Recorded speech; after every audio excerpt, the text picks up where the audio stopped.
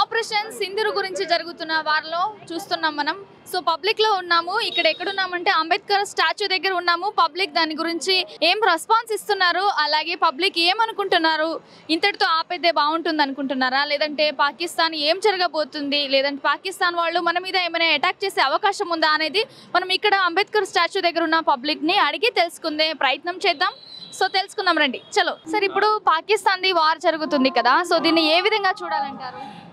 ఇది ఒక దుండగులు చేసిన చర్యకి భారత ప్రభుత్వం తీసుకుంటున్న సరైన స్టెప్ అన్నమాట. Correct step they are taking after many decades. ఎందుకంటే ఇది చాలా రాక్షస చర్యకి వాళ్ళు ఒడిగట్టారు అండ్ వాళ్ళని పాకిస్తాన్ ప్రభుత్వం ప్రోత్సహించింది. It is very clear. దీనికి ఇప్పుడు మన ప్రభుత్వము సరైన సరైన స్టెప్స్ తీసుకుంటోంది. అలాగే సార్, పాకిస్తాన్ తిరిగి మన భారతదేశం మీద ఏమైనా దాడులు చేసే అవకాశం ఉందంటారా? చేయదండి. మనమందరం 140 కోట్ల భారతీయులం కలిసి ఉన్నామంటే మనం ఉమ్మితే వాళ్ళు కొట్టుకుపోతారు. 140 కోట్ల మంది భారతీయులు మాత్రం కలిసి ఉండాలి. అది మాత్రం చాలా అవసరము. ఎందుకంటే భారతదేశం అభివృద్ధి చెందుతోంది. అది కిట్టక వాళ్ళు చేసిన పని, అది పిరికి పంద చర్య. దానికి మన ప్రభుత్వము, భారత ప్రభుత్వము సరైన మందుని ఇచ్చింది. అందరం కూడా అలర్ట్గా ఉంటూ మనని మనం కాపాడుకుంటూ, మన దేశాన్ని కాపాడుకుంటూ, మన దేశం ఇంకా ముందుకెళ్ళేటట్టు ప్రయత్నం చేయాలి. ఇంకా ఏమైనా పాకి బుద్ధి చెప్పాలంటే ఇంకా ఏమైనా చర్యలు తీసుకోవాలంటారా ప్రభుత్వం? ఇంకా చర్యలు అంటే మా ఫస్ట్ స్టెప్ అయింది. సార్, ఇప్పుడు ఆపరేషన్ సింధూర్ ఏదైతే జరుగుతుందో దాని గురించి మీ అభిప్రాయం ఏంటి సార్? తప్పకుండా మోదీ గారు మంచి పని చేస్తారు. మనకి జనాలందరికీ మంచి సపోర్టు తప్పకుండా చేయాలి. ఈ సింధూర్ అనేది చాలా గొప్ప, అది ఆపరేషన్ అనేది పేరు అనేది చాలా గొప్ప. అలాగే పాక్ ఏదైతే మనం పాక్ మీద చాలా క్షిణులు ఉపయోగించి యుద్ధం అయితే చేశాము.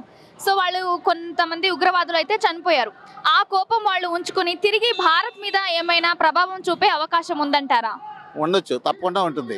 ఒకసారి యాక్షన్ అనేది రియాక్షన్ అనేది తప్పకుండా ఉంటుంది. దానికి మనం తప్పదు, మనం కొంత నష్టపోయినా తప్పదు, చేయాలి. వాళ్ళనే మనకి మా గుణపాఠం చెప్పవలసిందే. ఇంకా ప్రభుత్వం ఇంకేమైనా చర్యలు తీసుకుంటే బాగుంటుందంటారా? అంటే ఇప్పుడు మాక్ డ్రైల్స్ కానీ ఇలాంటివి సెల్ఫ్గా మనల్ని మనం కాపాడుకోవడానికి ఏమైనా చర్యలు తీసుకుంటే బాగుంటుందంటారా కామన్ పీపుల్ ఉంటే?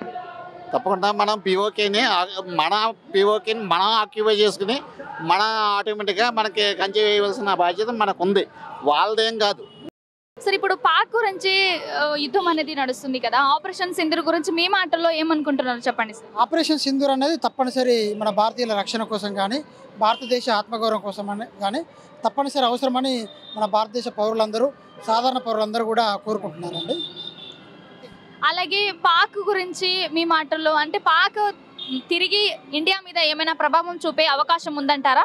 పాక్ ఇండియా మీద తిరిగి ప్రభావం చూపాలని అనుకుంటుందేమో, కానీ చూపలేదు. ఎందుకంటే 1971లో యుద్ధం తర్వాత భారతదేశం యొక్క సైనిక శక్తి కానీ, ఎయిర్ ఫోర్స్ శక్తి కానీ, నావికా శక్తి కానీ చాలా దృఢంగా పెరిగింది. అదేవిధంగా ఆర్మీ రిక్రూట్మెంట్ కానీ, ఆర్మీలో యొక్క సైనిక శిక్షణ కానీ చాలా రెట్లు పెరిగింది. ఇప్పుడున్న పరిస్థితుల్లో, ఇప్పుడున్న టెక్నాలజీ, అంటే ఆర్మీలో పెరిగిన టెక్నాలజీలో కానీ చూస్తే భారతదేశంతో పోలిస్తే మన ఇప్పుడు పాకిస్తాన్కు అంత గొప్పగా సైనిక నైపుణ్యం కానీ లేదు. కాబట్టి ఇప్పుడున్న పరిస్థితుల్లో పాకిస్తాన్ అనేది ఇండియాకు పోటీ అనేది కానే కాదు. కానీ వాళ్ళు ఒక వితండవాదంతో, ఒక అత్యాశతో భారతదేశం పైన పైచేయి సాధించాలని చెప్పి ఉగ్రవాదాన్ని ప్రేరేపిస్తున్నారు. అది మాత్రం ఎన్నటికీ కూడా సాధ్యం కాదు. భారతదేశం ఒక సిన్సియర్గా మన దేశ ప్రజల కోసం, దేశ రక్షణ కోసం చేపడుతున్న భారత ప్రభుత్వం యొక్క చర్యలు ఎప్పటికి కూడా మనము ఆహ్వానించదగినవే. ప్రజలు కూడా దాన్ని స్వాగతిస్తున్నారు. ప్రజల యొక్క మద్దతు కూడా ఉంది. ఇప్పుడు నేను అనుకుంటున్నది ఏంటంటే, మొత్తం భారతదేశ ప్రజలు అనుకుంటున్నది ఏంటంటే, ఆల్రెడీ పాకిస్తాన్ యొక్క కవ్వింపు చర్యలు చూస్తున్నట్టయితే యుద్ధం ఆల్రెడీ మొదలైంది. భారతదేశ సైనికులు మరియు ప్రభుత్వము, అదేవిధంగా ప్రజలందరూ కూడా యుద్ధానికి సన్నద్ధమవుతున్నారు. దాదాపు యుద్ధంలో పాల్గొన్నట్టే సాధారణ భారత పౌరులందరూ కూడా ఫీల్ అవుతున్నారు. కాబట్టి భారతదేశం ఎక్కడ కూడా ఎట్టి పరిస్థితుల్లో కూడా యుద్ధం విషయంలో వెనకాడదని చెప్పి ఒక ఆత్మస్థైర్యంతో ఉన్నారు. Okay sir. అలాగే ఈ యుద్ధం ఏదైతే జరుగుతుందో 54 ఏళ్ల తర్వాత మళ్ళీ జరుగుతుంది కాబట్టి ఇంతటితో ఆగే ప్రయత్నం ఏమైనా ఉందా? మళ్ళీ ఇంకా ఏమైనా ఎక్కువ చేసే అవకాశం ఉందా సార్? ముఖ్యంగా మన భారత ప్రధాని గారు కానీ గతంలో ప్రధానులుగా పనిచేసిన వాళ్ళందరూ కూడా మనం అణ్వస్త్ర పరీక్షలు చేసినప్పుడు కానీ సైనిక శక్తిని పెంపొందించుకున్నప్పుడు కానీ పదే పదే చెప్తున్నది ఏంటంటే ఐక్యరాజ్య సమితి లాంటి సభలో కూడా మన దేశం తరపున పాల్గొన్న మన ప్రతినిధులు కూడా చెప్తున్నది ఏంటంటే భారతదేశం స్వతహాగా సొంతంగా యుద్ధానికి దిగదు, కానీ పరాయి దేశాలు అంటే పాకిస్తాన్ లాంటి పరాయి దేశాలు యుద్ధానికి దిగినప్పుడు మాత్రం ఖచ్చితంగా దానికి సమాధానం మాత్రం చెప్తామని చెప్తున్నారు.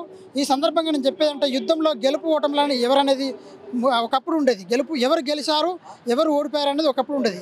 ఇప్పుడు యుద్ధంలో పాల్గొంటే ఎవరు ఎంత నష్టపోయారు అనేది లెక్క. ఫర్ ఎగ్జాంపుల్ ఇప్పుడు భారత్కు పాకిస్తాన్కు యుద్ధం జరిగితే భారత్ కూడా నష్టపోతుంది. అలా నష్టపోతుందని చెప్పి వెనకడిగే పరిస్థితి లేదు. అందులో ఎవరు ఎక్కువ నష్టపోతారంటే ఖచ్చితంగా పాకిస్తాన్ ఎక్కువ నష్టపోతుంది. ఇప్పుడు గత వారం 10 రోజుల నుంచి మనం చూస్తున్నట్టయితే వాళ్ళు ఆర్థికంగా కానీ ఇంకా జలవనరుల విషయంలో కానీ సైద్ధాంతిక పరంగా కానీ వ్యూహాత్మకంగా కానీ డిప్లొమసీ విషయంలో కానీ ఇతర దేశాలతో మనం జరుపుతున్న సంభాషణల విషయంలో కానీ పూర్తిగా వాళ్ళు వెనకబడిపోయారు. ఈ రకంగా చూసినట్టయితే ఎట్టి పరిస్థితుల్లో కూడా మన ఇండియాది మన భారతది పైచేయి ఉన్నది. యుద్ధంలో మనదే పైచేయి, యుద్ధంలో గెలుపు కూడా మనదని నేను అనుకుంటున్నాను. Okay sir, thank you so much sir. నమస్తే సార్. నమస్తే అమ్మ, మీ పేరు సార్? నా పేరు ఉపేందర్. ఓకే, ఏం చేస్తుంటారు సార్? నేను ప్రొఫెషనల్గా ఆటో నడిపిస్తానండి. ఆటో నడిపిస్తున్నారు. ఓకే, ఇప్పుడైతే ఆపరేషన్ సింధూర్ అనేది ఏదైతే జరుగుతుందో సో దాని గురించి మీ అభిప్రాయం ఏంటి సార్? ఆపరేషన్ సింధు అనేది ఇది ఖచ్చితంగా వాళ్ళు చేసినటువంటి అఘాయిత్యాలకు సరి అయిన టైటిల్ తోటి మన ప్రధానమంత్రి గారు కార్యక్రమాన్ని చేపట్టారు.